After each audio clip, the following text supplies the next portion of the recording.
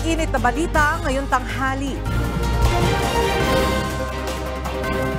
Pangulong Ferdinand Marcos Jr. nakauwi na ng bansa matapos ang 6 na araw na working visit sa Estados Unidos.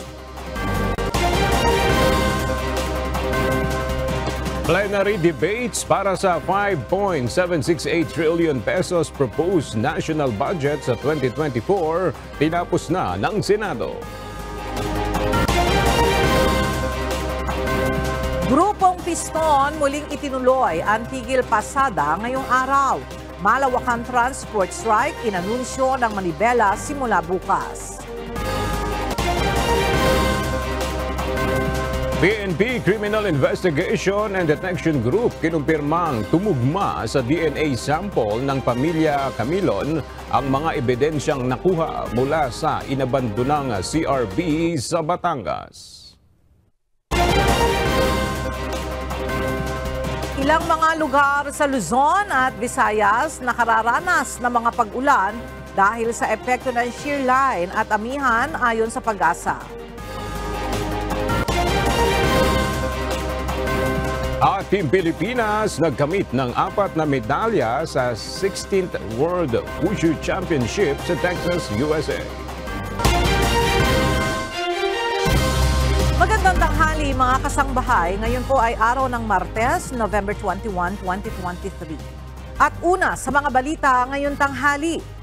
Nakauwi na ng bansa si Pangulong Ferdinand Marcos Jr. mula sa 6 na araw na working visit sa Estados Unidos. Iniulat naman ng Pangulo ang ilan sa mga accomplishment ng kanyang delegasyon. Ang detalye sa ulat ni Nel Maribuhok. 9:44 kagabi dumating si Pangulong Ferdinand Marcos Jr. sa Villamor Air Base mula sa 6 na araw na working visit sa Estados Unidos. Ayon kay Pangulong Marcos, naging produktibo ang kanyang naging pakikipagpulong sa mga lider ng bansa sa Asia-Pacific Economic Cooperation Summit o APEC, maging ang kanyang pakikipagpulong kina Chinese President Xi Jinping, Peruvian President Dina Boluarte Segarra, U.S. Vice President Kamala Harris, U.S. Secretary of State Antony Blinken at U.S. Indo-Pacific Commander Admiral John Aquilino.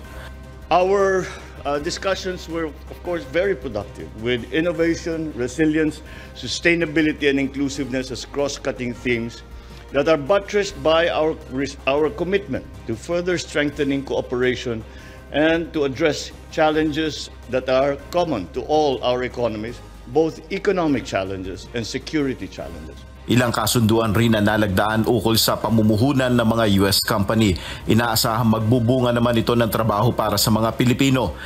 Altogether, we return to the Philippines with more or less $670 million in investment pledges that have the potential to create thousands of direct and indirect jobs for Filipinos within our country. Dagdag pa ng Pangulo, isa pang mahalagang kasunduan ang nalagdaan sa pagitan ng Pilipinas at US, ang 123 Nuclear Agreement. Magbibigay daan anya naman ito para sa pagkakaroon ng potensyal na nuclear power project sa Pilipinas. Bukod pa rito ang ilan pang pamumuhunan na nakuha ng Pilipinas sa US, kabilang na ang paggamit ng AI o Artificial Intelligence Technology. Nel Maribuhok, UNTV News and Rescue, Diyos ang aming sandigan, serbisyo publiko ang aming pinahalagahan. Tinapos na ng Senado ang plenary deliberations ng mahigit sa 5.768 trillion pesos proposed national budget para sa taong 2024. Nagtapos ang sesyon ng Senado bandang alas 4:50 ng madaling araw kanina. Kabilang sa mga highlight ng isinagawang plenary deliberations ng panukalang budget ang pag-aalis ng confidential funds ng Office of the Vice President at Department of Education. Gayun din ang confidential funds na inirequest ng Department of Finance at Department of Information and Communications Technology o DICT. Samantala, binawasan naman sa plenary debates ang inilaang confidential funds para sa Office of the Ombudsman, gayon din sa Department of Justice. Matapos ang isinagawang debate, i-introduce naman ng Senate Committee on Finance ang mga amendment sa General Appropriations Bill at dadaan muli sa second at third and final reading. Pagkatapos nito at muling magkukonvene ang Senate at House of Representatives para naman sa isasagawang bicameral conference upang ayusin ang ilang mga probisyon ng panukalang budget ng bansa sa susunod na taon. Posibleng ilabas na sa darating na Disyembre ng Commission on Audit ang report kaugnay ng isinagawang pag-transfer ng kontrobersyal na 125 million pesos confidential funds sa Office of the Vice President noong 2022. Ipinabatid ng COA ang nasabing target kay Senator Sani Angara na siyang nag-defend ng proposed budget ng komisyon sa plenary debates. Nauna nang sinabi ng COA na tatapusin nila ang report noong November 15. Gayunman, ayon kay Senator Angara, sa ngayon ay tinatapos pa ng COA ang nasabing ulat. Base sa annual audit report na inilabas ng COA para sa taong 2022, nahayag na mayroong 125 million pesos na confidential funds ang nailipat sa OVP sa kabila na walang nakalaang pondo para sa CIF ang nasabing ahensya sa ilalim ng 2022 national budget. Kasalukuyan nang iniimbestigahan ng Commission on Elections ang mga alegasyon hinggil sa umano'y nangyaring pakikipag-meeting ng presidente ng Smartmatic sa mga kaalyado ng isang presidential candidate na tumakbo noong 2022 national elections. Ang naturang impormasyon ay ipinarating ng COMELEC kay Senator Amy Marcos na siyang sponsor ng budget ng komisyon sa plenary deliberations. Ay kay Senator Amy, bumuo na ng investigative panel ang COMELEC at nakatakda itong maglabas ng kanilang findings hinggil sa nasabing issue at iba pang mga kaso ng Smartmatic bago matapos ang taon.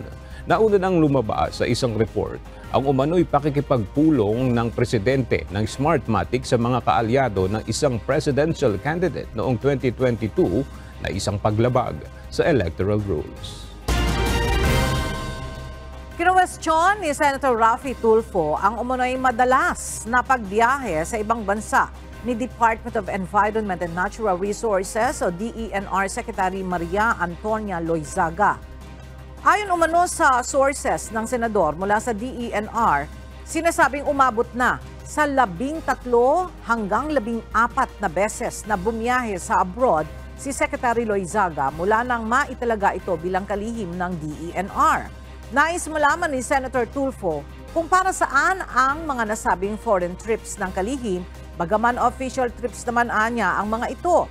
Ipiniliwanag naman ni Senator Cynthia Villar na siyang sponsor ng proposed budget ng DENR na ang pondong nakalaan para sa DENR ay nahahati sa 4 na bureau at hindi lahat ng ito ay nakapailalim sa Office of the Secretary. Ipiniliwanag rin ito ang mga nasabing foreign trips ni Secretary Loizaga. Subalit tila hindi kumbinsido si Senator Tulfo. Sa ngayon ay wala pang inilalabas na pahayag si Secretary Loizaga hinggil sa nasabing issue. Tuloy na sa Disyembre ang isasagawang civilian supply mission ng iba't ibang grupo para sa mga mangingisda at mga frontliner sa West Philippine Sea. Layon nitong maipakita sa buong mundo ang paggiit ng mga mamamayang Pilipino sa soberanya ng bansa sa ating mga teritoryo sa WPS. Isang concert din ang idaraos sa November 29 para makalikom ng mga donasyon sa naturang supply mission. Ang detalye sa report ni Ryan Lacanlale.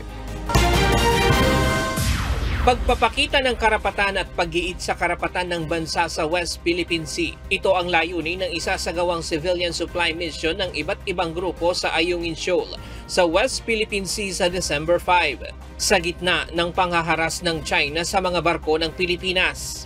Ayon sa atin ito, coalition, 40 civilian boats ang sasama sa convoy sa paghahatid nila ng supply sa mga frontliner sa Ayungin Shoal at mga mangingisda doon. Beyond its humanitarian objectives, this mission is bold but peaceful assertion of our nation's sovereign rights and territorial integrity in the face of persistent aggression and incursions by China. Through this collective effort, we aim to send a resounding message of unity and resilience, standing strong against challenges to our maritime sovereignty. Ayon kay David, hindi dapat maging pahirapan ang pagpunta ng mga Pilipino sa West Philippine Sea gaya ng paglalakbay sa iba't ibang lugar sa bansa. Nakikipag-ugnayan na rin ang koalisyon sa Philippine Coast Guard at sa National Task Force for the West Philippine Sea para tiyakin ang kaligtasan ng mga sasama sa Convoy Civilian Supply Mission. Yung 40 ships na nag-volunteer, sila ay maalam na dun sa lugar. Ilan din sila dun sa mga ships na sumasama kapag may supply mission doon, so that we can ensure na talagang magiging ligtas at the proper security measures are in place. Sa ngayon ay patuloy pa ang paglikom ng mga donasyon ng Atin Ito Coalition. Sa darating na November 29, magsasagawa ng concert ang coalition na tinawag na Atin Ito the West Philippine Sea Musical Event na isasagawa sa UP Bahay ng Alumni. Tampok dito ang iba't ibang artist gaya ni Noel Cabangon, Ebe Dancel, Lolita Carbon, Bayang Barrios, Grace Note, Six Cycle Mind, Lian Naara at iba pa. Dahil mahalaga po ang musika sa paghihikayat sa mga kababayan natin, dahil kaming mga musicians, artists bilang mga Pilipino ay meron din kaming duty to show our patriotism. At ang issue na ito ay hindi rin po nalalayo sa amin. Kaya samahan niyo po kami sa paghikayat sa mga kababayan natin na panoorin ang November 29 concert Atin Ito. Hindi tatanggap ng cash ang donation drive, kundi pawang in kind na pawang magagamit ng mga mangingisda at frontliner sa West Philippine Sea. Ryan Lacanlale, UNTV News and Rescue. Diyos ang aming sandigan, serbisyo publiko ang aming pinahahalagahan. Samantala, hindi suportado ng National Security Council ang plano ng coalition na magsagawa ng convoy para sa supply mission sa BRP Sierra Madre sa Ayungin Shoal. Bagaman suportado ng NSC ang mabuting hangarin ng nasabing grupo ng mga sibilyan, hindi pa rin ipinapayo ng mga otoridad ang pagsasagawa ng mga ganitong misyon sa Ayungin Shoal, lalo't mainit ang tensyon sa pagitan ng Pilipinas at China sa West Philippine Sea. Imbes na sa Ayungin Shoal, inihikayat ang mga grupong ito na gawin na lamang ang convoy sa iba pang mga lugar na sakop ng West Philippine Sea gaya ng Kalayaan Island Group, kabilang na ang Lawak Island, Kota Island, Likas Island, Pag-asa Island at iba pang mga isla sa may Rizal Reef. Ayon pa sa NSC, maaari ring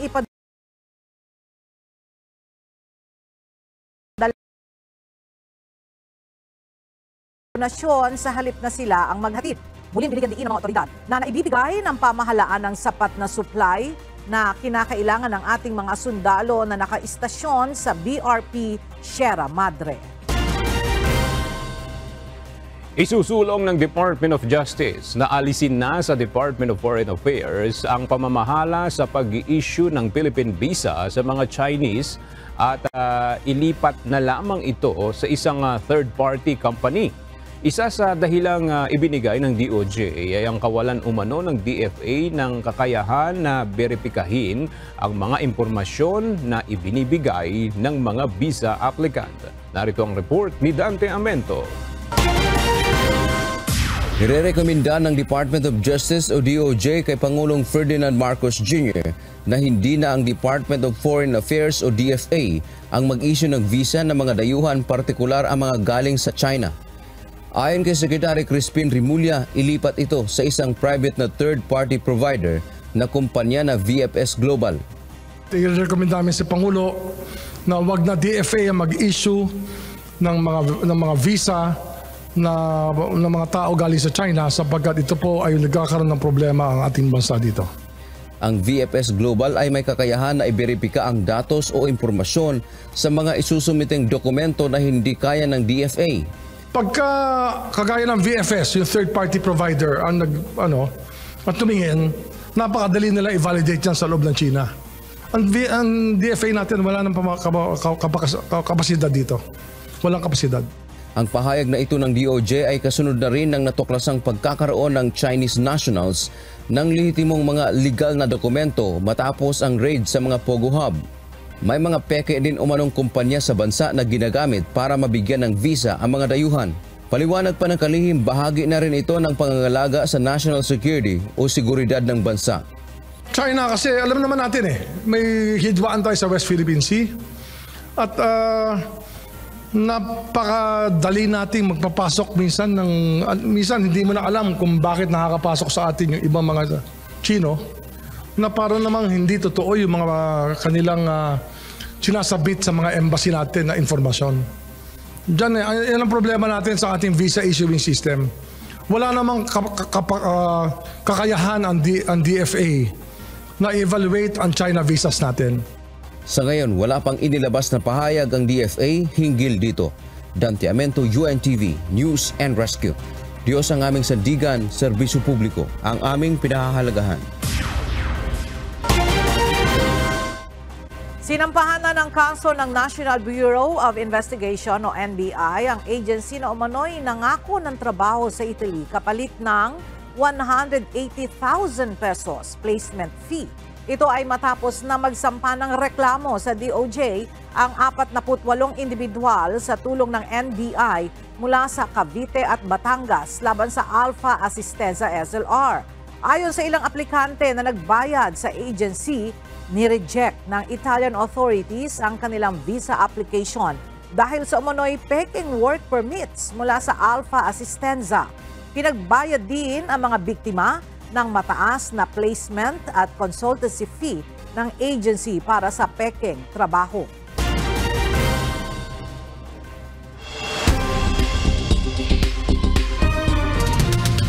Roundup Balita. Isinusulong ngayon sa mababang kapulungan ng Kongreso ang isang panungkalang batas na magbibigay ng 1,000 pisong monthly medicine allowance sa mga senior citizen. Ayon kay House Deputy Majority Leader Erwin Tulfo, ang co-author ng House Bill 9569, ang isinusulong na batas ay para sa mga issue na kinakaharap ng nakatatandang populasyon. Dagdag pa ni Tulfo na ang mga malalang sakit ay kadalasang nangangailangan ng regular at magastos na gamutan na malaking pasanin sa mga senior citizen at pamilya nila. Sa ilalim ng panukala, ang allowance ay eksklusibo lamang gamitin sa pagbili ng mga inireresetang gamot at maintenance medication. Muling magkakaroon ng long weekend ang mga manggagawang Pilipino sa darating na November 25, 26 at 27. Ito'y matapos na ilipat ng Malacanang sa araw ng Lunes ang komemorasyon ng Bonifacio Day na nakatakda sa November 30 na matataon ang araw ng Huwebes. Nauna nang ipinaroklama ng Malacanang ang paglilipat sa November 27 ang deklarasyon ng non-working holiday ng November 30. Iniulat ng Commission on Population and Development o POPCOM na nasa ika-13 ranking ang Pilipinas sa mga bansa na itinuturing na most populous countries sa buong mundo. Ayon kay POPCOM Officer in Charge Lolito Tacardon, base sa huling census ng Pilipinas noong 2020, lumalabas na nasa mahigit 109 million na ang populasyon ng Pilipinas. At inaasahang sasampa na ito sa 115 million mark sa katapusan ngayong 2023. Dagdag pa ng POPCOM, mayorya ng mga Pilipino ay maituturing na nasa working age population o yung mga nasa edad 15 hanggang 64 years old na malaking tulong para mapabilis ang economic development ng Pilipinas. Bibigyan ng dole ng emergency employment ang mga private sector workers na naapektuhan ng 6.8 magnitude na lindol sa Sarangani, Davao Occidental noong November 17. Ayon kay Labor Secretary Bienvenido Laguesma, ang employment assistance ay nasa ilalim ng TUPAD program. Dagdag pa ng kalihim, hinihintay pa ng kagawaran ng opisyal na report mula sa kanilang field officials upang matukoy ang kakailanganing budget para sa Emergency Employment Program. Ang TUPAD program ay nagbibigay ng mga trabaho sa loob ng 10 hanggang 30 araw at nakabatay ang sweldo sa ipinatutupad na minimum wage sa rehiyon. Wala umanong naging malaking epekto ang tigil pasada ng Grupong Piston kahapon batay sa assessment ng Metropolitan Manila Development Authority o MMDA. May babala naman ang Land Transportation, Franchising and Regulatory Board o LTFRB sa mga manghaharas sa mga hindi makikiisa sa transport strike.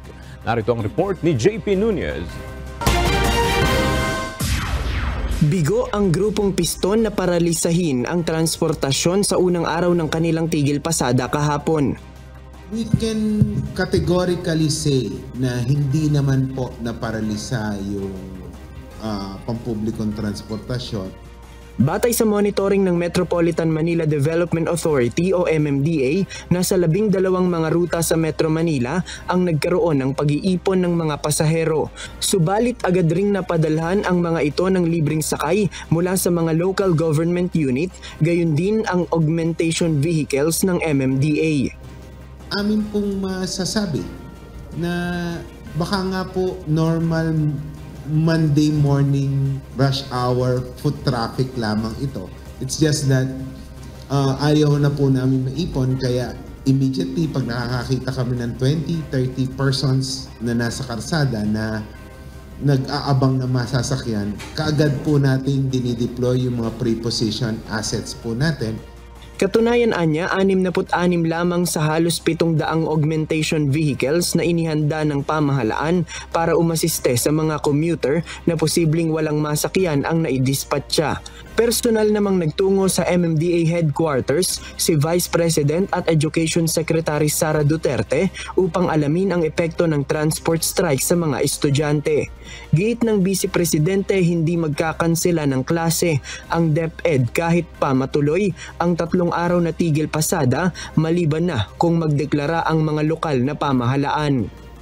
Sa Department of Education naman, the general rule is there will be no cancellation of classes during a transport strike.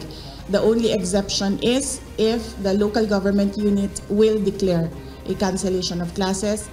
Pero para sa Grupong Piston, matagumpay ang isinagawa nilang tigil pasada kahapon. Bandang alas 9:30 ng umaga kahapon, paralisado na umano ang nasa 85% ng mga pangunahing ruta sa Metro Manila.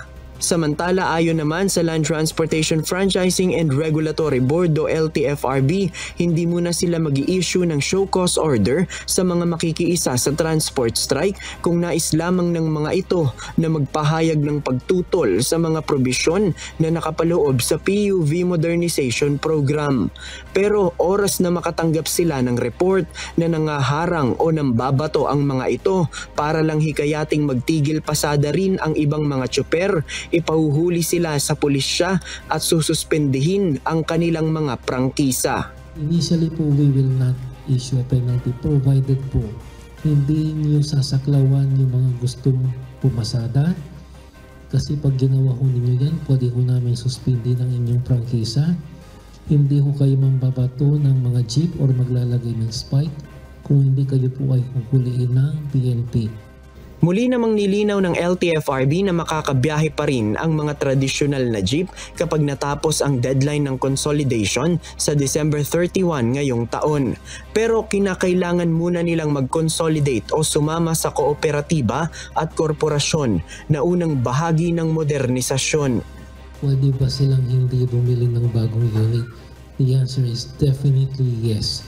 Kasi ang hinihingi lang po naman namin sa kanila ay bumuo po sila ng isang kooperatiba o isang korporasyon, which is a preliminary step towards a fleet modernization. Mahigpit na tinututulan ng Piston ang PUV modernization na isinusulong ng gobyerno na anilay pagpatay sa kanilang hanap buhay. JP Nunez, UNTV, News and Rescue. Diyos ang aming sandigan, serbisyo publiko ang aming pinahahalagahan. Samantala, bukod sa Grupong Piston, opisyal na ring inianunsyo ngayong araw ng Grupong Manibela na magsasagawa rin sila ng 3 araw na malawakan tigil pasada. Ayon sa Transport Group, sisimulan nila ang strike bukas na tatagal hanggang sa Biyernes.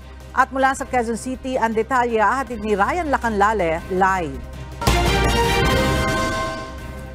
Ryan, ano ang paliwanag nitong manibela at bakit hindi pa sila sumabay sa tigil pasada ng piston?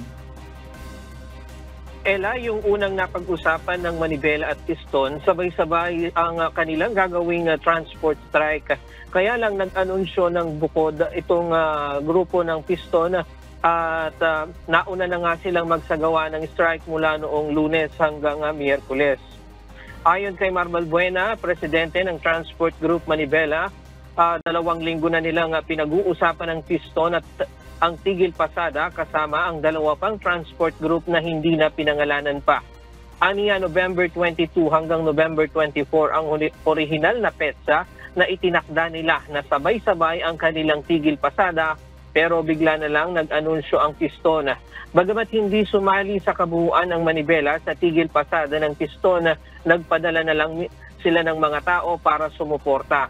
Susundin daw ng manibela ang napag-usapang petsa ng transport strike, kaya simula bukas hanggang Biyernes at ay titigil pasada ang lahat ng miyembro ng manibela sa buong bansa. Nakahanda naman daw silang makipagdialogo sa pamahalaan, pero para mapahinto ang kanilang gagawing tigil pasada, executive order mula sa Pangulo ang kanilang inihiling na nag-uutos na itigil ang modernization. Hindi rin sila natatakot na mawalan ng prangkisa dahil matagal na daw silang tinanggalan ng prangkisa ng LTFRB dahil ang ibinibigay sa kanila ngayon ay provisional franchise lamang. Ito raw ang laging panakot sa kanila ng LTFRB para sumunod sa kanila ang mga tsuper. Panawagan nila itigil ang consolidation at muling ibalik sa kanila ang 5 taong prangkisa.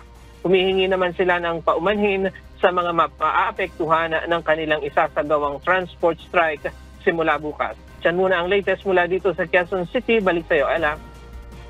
Ryan, pero kahapon sa umpisa ng tigil pasada ng piston, meron bang naging miyembro din ng manibela na sumali sa kanilang tigil pasada? Merong sumali na mga ilan-ilan. Yun nga, nagpadala ng tao para doon sa mga programa ng piston. Pero generally, hindi kasi yun ang napag-usapan nilang petsa. Kaya hindi naman talaga sila nagtigil pasada sa kabuuan itong manibela. Bagamat mayroong ilang miyembro na pinasama nga sila para augmentation baga doon sa mga piston, miyembro ng piston. Okay. Maraming salamat, Ryan Lacanlale. Muling makikipagdialogo ang Land Transportation, Franchising and Regulatory Board o LTFRB sa grupong piston para pagkasunduan ang mga probisyon ng PUB Modernization Program. Nais malaman ng LTFRB kung ano-ano bang mga probisyon ng programa ang tinututulan ng mga ito. Kahapon, pinakiusapan na rin ng LTFRB sa dialogo ang piston na itigil ang transport strike, pero itinuloy pa rin ito ang tigil pasada ngayong araw. Mula sa Quezon City, alamin natin ang detalye mula kay JP Nunez live. JP, ano yung inaasahan ng LTFRB sa kanilang pakikipagdialogo sa piston mamayang hapon? Ayon nga kay LTFRB spokesperson Celine Pialago, literal na iisa-isahin ng LTFRB sa pakikipagdialogo sa piston yung mga na-revise sa guidelines ng Public Utility Vehicle Modernization Program. At umaasa sila na kapag natapos nga itong dialogo na ito, ay bukas ay ihinto rin ng transport group na piston yung dapat sana ay 3 araw nilang tigil pasada. Ayon sa LTFRB, mamayang hapon ay muling makikipagdialogo sa LTFRB ang transport group na piston na siyang nagsasagawa ng nagpapatuloy na transport strike na sinimulan kahapon. Sa press conference kanina, inilahad ng LTFRB ang hinaing ng piston at ang mga sagot ng ahensya. Kasama dito yung hiling ng piston na ibasura yung Omnibus Franchising Guidelines para sa PUB Modernization Program. Ayon sa LTFRB, maaari lamang itong ma-revisit para mabago ang mga provision depende sa hinaing ng mga transport group. Gayon din ang hiling ng piston na ibasura ang consolidation process. Ayon sa LTFRB, maaari lamang itong mas pasimplihin para mas madaling makapag-consolidate ang mga individual na franchise holder. Sa ngayon, ang hinihiling lamang ng LTFRB sa mga operator ng mga traditional na jeep ay magsumite ng petition for consolidation. Batay sa kanilang datos, nasa 60% na ng mga traditional na jeep ang nakapag-consolidate at inaasahan nilang aakyat pa ito sa 80% kung makukumbinsi rin ang piston na bumuo o sumali sa mga kooperatiba at korporasyon. Samantala, aga doon sa tanong ng iba nating mga operator ng mga traditional na jeep sa LTFRB kung meron pa bang makakabiyahe na mga traditional na jeep kapag natapos yung deadline ng consolidation sa December 31. Ang sagot dyan ng LTFRB, meron pa rin namang mga traditional na jeep na makakabiyahe. Yan yung mga makakapasok doon sa consolidation o yung magpapasa ng petition for consolidation at yung kanilang mga unit ng jeep ay nananatili pa rin namang roadworthy. Yan muna ang ating latest slide. Mula dito sa Quezon City, balik sa iyo, Aga. Maraming salamat, JP Nunez. Sa iba pang balita, binaha ang ilang lugar sa Visayas, partikular sa Samar at Capiz dahil sa mga pag-ulan. At para bigyan tayo ng update sa panahon, makibalita tayo kay Mr. Benison Estareja, weather specialist ng Pag-asa Weather Forecasting Center. Magandang tanghali po, Mr. Benison. Magandang tanghali din po, Ms. Ella. Yes, sir. Ano po ang nagpapaulan ngayon sa Visayas at iba pang rehiyon?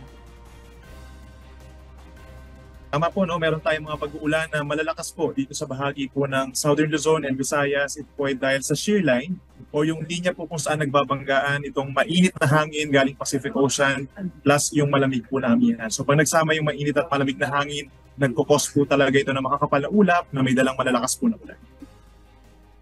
Sir, hanggang kailan po natin inaasahan na magtatagal itong mga nararanasan natin pag-ulan sa Visayas at ilang areas dito sa Luzon?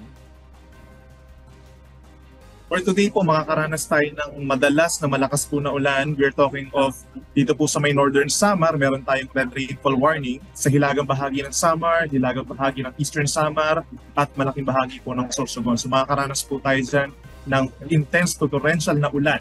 So ibig sabihin po, serious flooding is expected at mataas din po ang tsansa ng mga pagguho ng lupa. Meron din naman tayo orange warning po sa southern portion of Samar, southern portion of eastern Samar. Minsan meron tayo dyan mga heavy to intense na mga pag-ulan.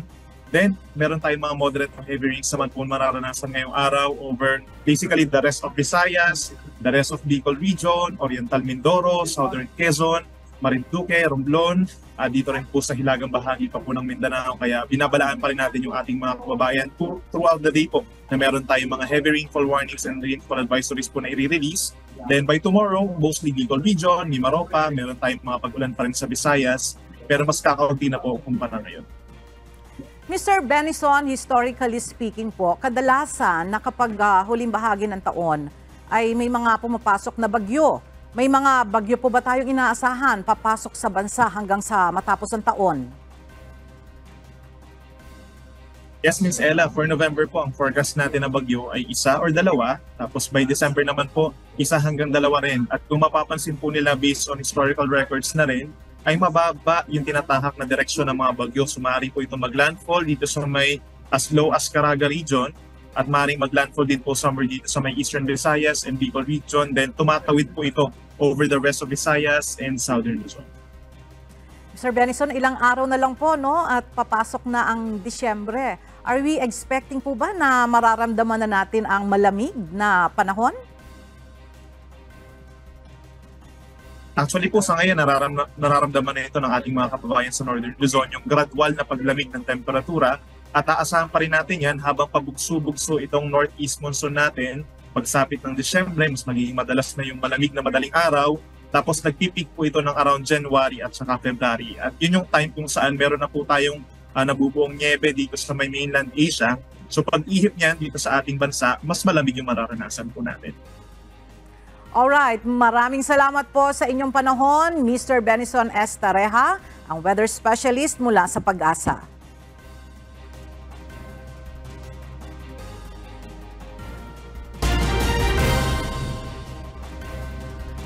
Nararamdaman na ang pagbaba ng temperatura sa ilang lugar sa bansa bunsod ng pag-iral ng amihan. Ayon sa Pag-asa, pinakamalamig pa rin sa Baguio City ngayong araw na nakapagtala ng 14.4 degrees Celsius. Mababa rin ang temperatura sa Basco, Batanes, Lawag City sa Ilocos Norte, Kasiguran sa Aurora, Aparisa, Cagayan at maging sa Science Garden sa Quezon City na umabot sa 27.7 degrees Celsius. Ayon sa Pag-asa, mararamdaman pa rin ang bugso ng lamig ng panahon kahit na umiiral ang El Nino. Sa Pebrero, inaasahang mas bababa pa ang temperatura lalo na sa Luzon. Ipinag-utos na ng House of Representatives ang pagbawi sa lahat ng 8 protocol plates ng mga kongresista. Ito ay matapos na mahuli ng MMDA ang isang sasakyan na gumagamit ng 8 protocol plate na dumaan sa EDSA busway. Nauna nang nilinaw ng Kamara na wala pa silang nai-issue na protocol plate sa mga mambabatas sa ilalim ng kasalukuyang Kongreso. Noong nakaraang linggo, nasuspinde si MMDA Task Force for Special Operations Chief Edison Bong Nebria matapos na palusutin sa busway ang nagpakilalang convoy umano ni Senator Bong Revilla Jr. Subalit kalaunan ay humarap sa MMDA ang dalawang driver ng nasabing sasakyan at inamin na hindi sila convoy ng senador at hindi rin nila kasama si Senator Revilla nang mahuli sila sa EDSA bus lane. Pinahihigpitan ng Philippine National Police sa mga security agencies ang pagbabantay sa seguridad sa mga bus terminal, lalo na ngayong nalalapit na ang holiday season at pagdagsa ng mga pasahero. Bunsod ito ng nangyaring pamamaril sa loob ng isang bus sa Nueva Ecija. Narito ang report ni Lea Ilagan. Magpapadala ng memorandum sa mga security agency ang Philippine National Police Supervisory Office for Security and Investigation Agencies o SOSIA para doblehin ang ipinatutupad na seguridad sa mga bus terminal sa bansa. Kasunod ito ng pamamaril sa 2 pasahero ng Victory Liner sa Nueva Ecija noong November 15. Ayon kay PNP SOSIA Director, Police Brigadier General Gregory Bognalbal, aalamin din nila kung updated sa training ang mga security guard sa mga sitwasyon na maaaring kaharapin. Nag-initiate na rin po kami ng mga inspection sa mga K9 na nakadeploy sa bawat terminals. At tinitingnan po namin yung kakayahan ng aso, kung updated ba sila sa training, at kung capable pa ba silang mag-detect kung mayroong mga dapat i-detect dyan. And good to announce na lahat ng aso po na chinek namin are still capable of identifying especially yung explosives. Una sa dapat natingnan na mga bantay sa bus terminals ang dalang bagahe at bag ng mga pasahero. Dito kasi karaniwang inilalagay ang mga kontrabando, gaya ng baril at mga ilegal na droga. Gayunman, sinabi ni General Bognalbal na wala na silang control kung hindi naman galing sa terminal ang mga pasahero. Nauna nang sinabi ng PNP na pinag-aaralan din nila ang paglalagay muli ng bus marshal upang bantayan ang mga pasahero sa loob ng bus habang bumibiyahe. Kung po pwede po natin na ibalik yan as part ng ating police intervention na maglagay po tayo ng mga bus marshals, particularly yung sa mga bus po na nagbabiyahe po ng malayuan po. Dagdag ng SOSIA, mahaharap sa multa at suspensyon ang sinumang security guard at security agency na mapatutunayang nagpabaya sa kanilang trabaho. For first offense, ma'am, they may be fined for the amount of 10 to 20,000 pesos. For second offense, they may be fined for 20 to 50,000 pesos. And for third offense, they may be fined for the amount of 50 to 100,000. Plus, they may be subject for revocation, yung LESP nila, yung lisensya nila. Ang paghihigpit ng seguridad ng SOSIA ay bunsod na rin ng nalalapit na holiday season kung saan inaasahan ang pagdagsa ng mga pasahero sa mga bus terminal.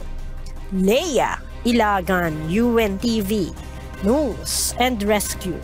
Diyos ang aming sandigan, serbisyo publiko ang aming pinahahalagahan.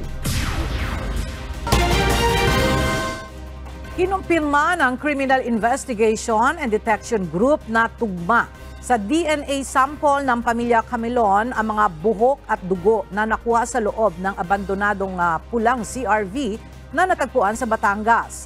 Ang pulang CRV ang nakita ng mga witness na pinaglipatan sa dugoang babae mula sa Nissan Juke noong October 12. Mula sa Camp Crame, nagbabalik si Lea Ilagan live. Lea, ano ang iba pang mga detalye ng CIDG hinggil dito sa tumugmang DNA samples ng pamilya Camilon sa mga nakuhang ebidensya mula doon sa inabandon ng CRV? Magandang tanghali sa iyo, Ella. Si Catherine Camilon, ang babaeng duguan na nakita ng mga witness na inililipat mula Nissan Juke patungo naman dyan sa pulang CRV noong October 12. Yan ang kinumpirma ni Criminal Investigation and Detection Group Director, Police Major General Romeo Caramas Jr. Base na rin yan, Ella, sa positibong resulta ng DNA test na isinagawa ng PNP Forensic Group kung saan ikinumpara ang DNA sample ng pamilya Camilon sa mga buhok at dugo na nakuha naman sa loob ng inabandonang pulang CRV. Sa kabila niyan, Ella, umaasa pa rin ang CIDG na matatagpuan pa ring buhay ang beauty queen. Si Camilon ay huling nakita noong October 12 sa isang mall sa Batangas o sa Lemery, Batangas bago ito nawala. Nauna nang sinabi ng CIDG na si Major Alan De Castro ang tatagpuin ito base na rin sa pahayag ng kaibigan at kapatid ni Catherine. Si Major De Castro ay nananatiling nasa restrictive custody ng Police Regional Office 4A na may kinakaharap na reklamong serious illegal detention at kidnapping, maging ang driver bodyguard nito na nakilalang si Jeffrey Magpantay at 2 John Doe. Ella? Alright, maraming salamat, Lea Ilagan. Plano ng Department of Justice o DOJ na bumuo ng isang task force para labanan ang agricultural smuggling sa bansa. Mula sa Maynila, makibalita tayo kay Dante Amento live. Dante, sino yung mamumuno ng task force na ito na bubuuhin ng DOJ? Aga sinabi nga ni Department of Justice o DOJ Secretary Crispin Rimulya, isang permanenteng executive director ang mamumuno sa kanilang plano ngang bubuuin na Task Force for Agricultural Smuggling. Ang hakbang na ito ay kasunod na rin ng investigasyon hinggil sa mga nangyayaring onion smuggling, profiteering sa mga inaangkat na agricultural product, partikular ng sibuyas. Isang executive order ang gagawin ng DOJ na ipararating naman sa tanggapan ng Pangulo. Ang task force na ito ay partikular na tututok sa mga katiwalian na may kinalaman sa pag-aangkat ng mga produktong pang-agrikultura na dumadaan sa Bureau of Customs o BOC. I'll be submitting a draft executive order to Malacanang for this purpose. I need an ad hoc body to be permanently just on call for agricultural smuggling and probably other economic crimes related to the Bureau of Customs. Noong nakaraang taon, umabot sa 500 piso hanggang 700 piso ang bawat kilo ng sibuyas sa bansa. Sa ngayon ay may 6 na individual nang nahaharap sa reklamo dito sa DOJ, kasama ang 3 opisyal ng pamahalaan dahil sa nasabing issue. Ayon kay Rimulya, hindi siya makikialam sa pagdinig ng mga reklamo at hahayaan niya ang mga piskal na gawin ang kanilang trabaho.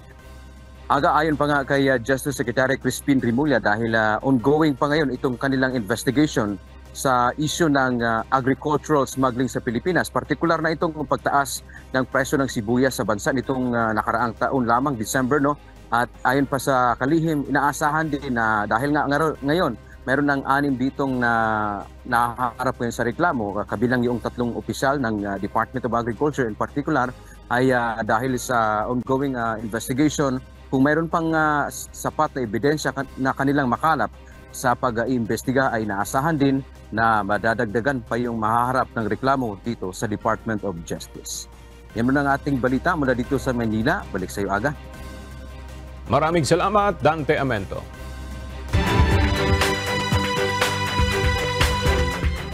Naitala sa lalawigan ng Batanes at Nueva Vizcaya Province ang chikungunya outbreak ayon sa Department of Health Region 2.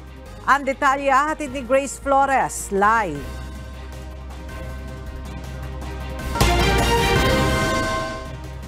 Grace, ano mga paraan ang ginagawa ngayon ng DOH Region 2 para aksyonan itong chikungunya outbreak sa Batanes at Nueva Vizcaya? Yes, Ella, magandang tanghali. Patuloy nga ang kanilang pagpapadala ng chemical control sa Batanes at Nueva Vizcaya upang mabigyan nga ng agarang lunas ang mga kinapitan ng naturang sakit. Pinayuhan din ng mga eksperto ang publiko na agad na magpakonsulta sa paggamutan kapag nakaranas ng mga nasabing sintomas para sa agarang o mabigyan ng gamot. Lumaganap na ang chikungunya sa Batanes at Nueva Vizcaya. Ito ang kinumpirma ng Cagayan Provincial Information Office matapos iulat sa kanila ng Department of Health Region 2 ang pagtaas ng kaso ng sakit sa dalawang lalawigan. Ipinaliwanag ni DOH Region Chief Dr. Romulo Turingan na umakyat na sa 508 ang kaso ng sakit mula sa dating 2 noong 2022. Aniya, idiniklara na nila ang outbreak sa Alfonso Castañeda, Nueva Vizcaya at Batanes. Ayon kay Dr. Turingan, mataas ang pag-akyat ng bilang ng kaso ng naturang sakit kung kaya't idiniklara itong outbreak sa Alfonso Castañeda, Nueva Vizcaya at Batanes. Sinabi ni Dr. Turingan na isa sa kanilang mga nakikitang sanhi ng pagtaas ng bilang ng kaso ng naturang sakit ay ang mobility ng mga tao na may sintomas ng naturang sakit kaya mabilis umano ang pagkalat nito. Paliwanag ni Dr. Turingan, ang sintomas ng chikungunya ay kahalintulad ng dengue gaya ng lagnat, sakit ng ulo at rashes. Malalaman lamang umano ng isang tao kung nakapitan na siya ng naturang sakit sa pamamagitan ng laboratory diagnosis. Ella, samantala nagbigay ng paalala si Jenico Brian Kabatutan, Senior Health Program Officer for Communicable Disease Cluster o DOH Region 2 sa publiko na mag-ingat sa mga sakit na posibleng makuha ngayong taglamig tulad ng sipon at ubo. Yan muna ang balita. Balik sa'yo, Ella. Maraming salamat, Grace Flores. Sumailalim ngayon sa seminar ang mga dealer at manufacturer ng paputok sa Bukawe, Bulacan.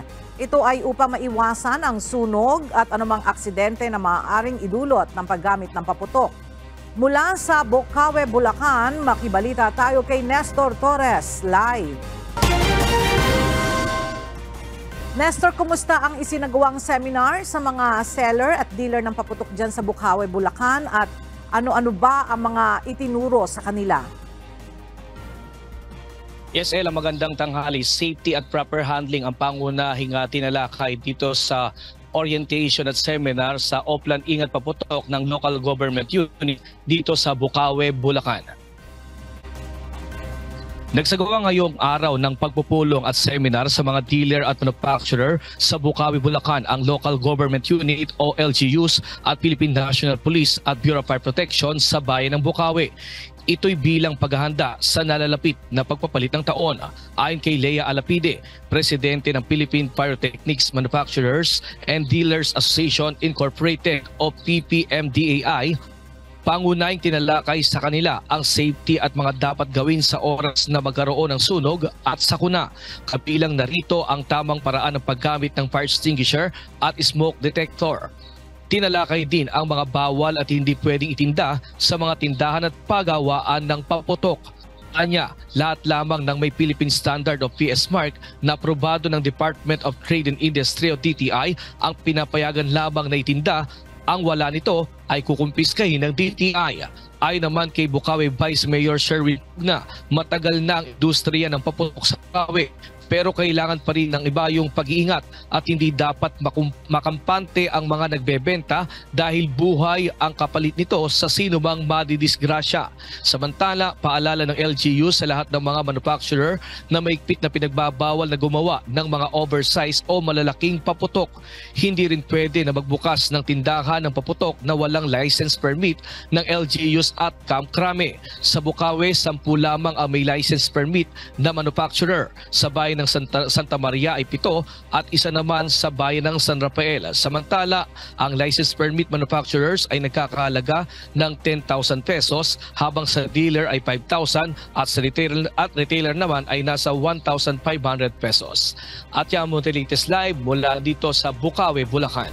Balik sa iyo, Ella. Maraming salamat, Nestor Torres.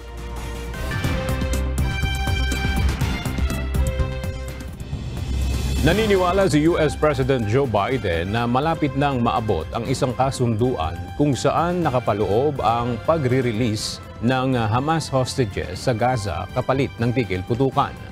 Pinaigting ang pag-asa ng sabihin din ng International Committee on the Red Cross o ICRC na makikipagpulong ang pinuno nito sa Hamas.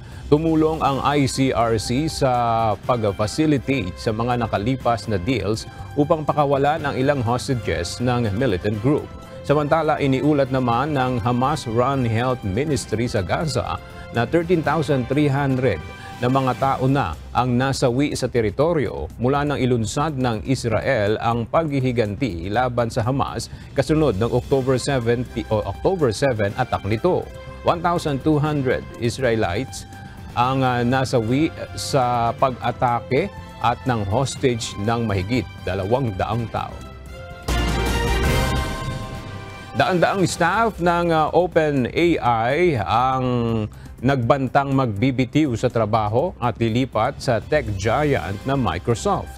Ito ay upang sundan ang OpenAI co-founder na si Sam Altman na pasisimulan ang AI subsidiary sa Microsoft. Kasunod ito ng nakakagulat na pagtatanggal sa kanya sa kumpanyang naglunsad ng ChatGPT chatbot.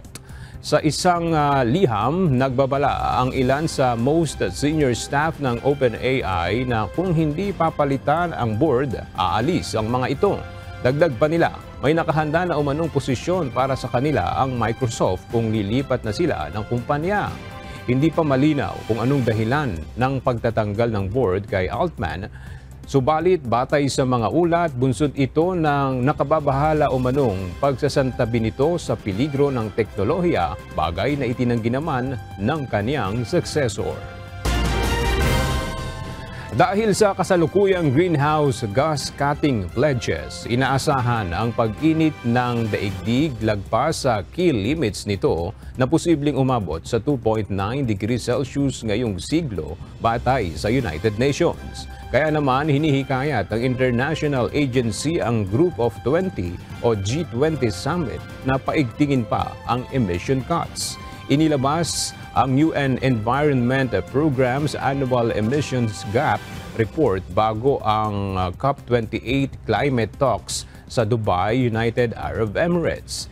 Ngayong taon, inaasahang maitatala ang pinakamainit na panahon sa gitna ng pagtindi ng bilang, bilis at lawak ng broken climate records.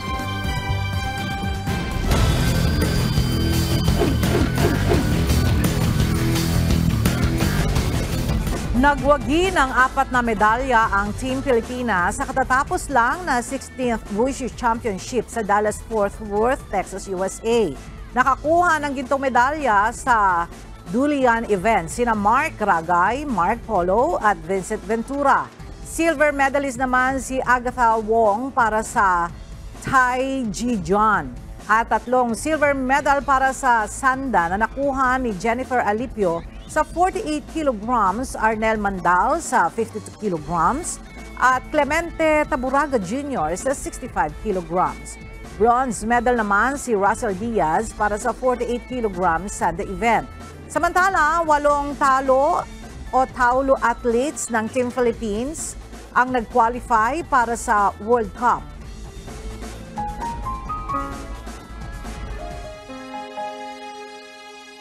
At sa ating pong iiwang mga salita ng Diyos na ating sandigan mula sa aklat ng unang Pedro, Kapitulo 2, versikulo 15 na nagsasabi, sapagkat siyang kalooban ng Diyos na dahil sa paggawa ng mabuti ay inyong mapatahimik ang kamangmangan ng mga taong panalo.